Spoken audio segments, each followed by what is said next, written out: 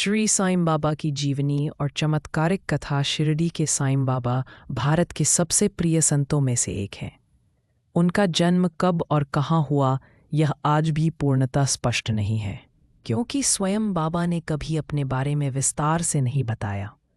विद्वानों और भक्तों के अनुसार उनका जन्म सन 1838 के आसपास महाराष्ट्र के पाथरी गांव में एक ब्राह्मण दंपति के यहाँ हुआ था। जन्म के कुछ समय बाद ही माता पिता ने उन्हें छोड़ दिया और एक फकीर दंपति ने उन्हें गोद ले लिया। बचपन में ही वे घर छोड़कर तपस्या करने लगे। लगभग 16 वर्ष की आयु में वे शिरडी गांव में आए और वहीं बस गए। शुरू में लोग उन्हें पागल समझते थे। वे एक पुरानी जर्जर मस्जिद में रहते थे, जिसे उन्होंने द्वारका माई नाम दिया। दिन भर भीख मांगते, भिक्षा में मिला अन्न गरीबों में बांटते और रात को एक टूटे फूटे बिस्तर पर सोते। उनके कपड़े साधारण थे, सिर पर सफ़ेद कफनी का टोपा और गले में एक कपड़े का टुकड़ा बांधते थे। बाबा का स्वरूप और संदेश। साईं बाबा हिंदू और मुसलमान दोनों के लिए पूजनीय थे। वे मस्जिद में रहते थे, कुरान पढ़ते थे, लेकिन साथ ही रामकृष्ण की भक्ति भी करते थे। उनका सबसे प्रसिद्ध संदेश था सबका मालिक एक, यानी ईश्वर एक है। चाहे उसे राम कहो, रहीम कहो, अल्लाह कहो या गॉड। वे कहते थे अल्लाह मालिक है, राम और रहीम एक ही हैं। मैं अल्लाह का बंदा हूं और तुम सब मेरे बच्चे हो। बाबा के प्रमुख चमत्कार उद्दी का चावल। एक बार शिरडी में प्लेग फैल गया। बाबा ने अपने शिष्य को कहा कि द्वारका माई के चारों ओर गेहूं पीसकर छिड़क दो।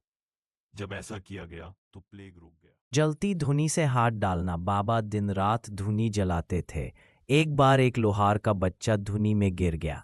सब घबरा गए, लेकिन बाबा ने बिना झिझके अपना हाथ धुनी में डाला और बच्चे को निकाल लिया।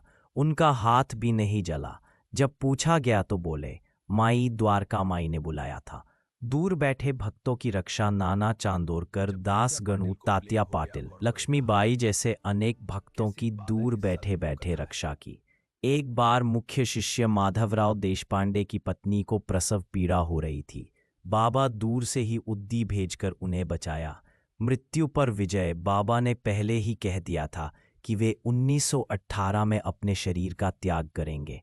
15 अक्टूबर 1918 विजयादशमी के दिन उन्होंने समाधि ले ली।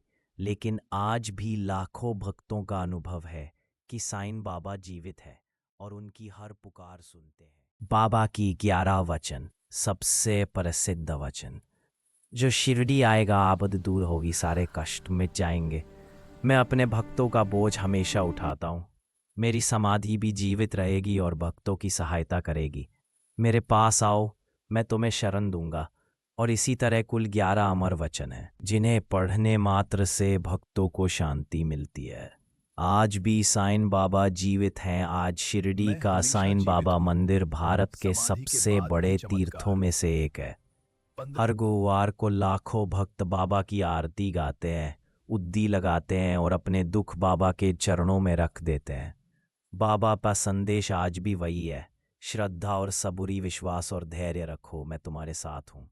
ओम साईं राम, जय साईं बाबा। सबका मालिक एक, हिंदू मुस्लिम एकता की मिसाल।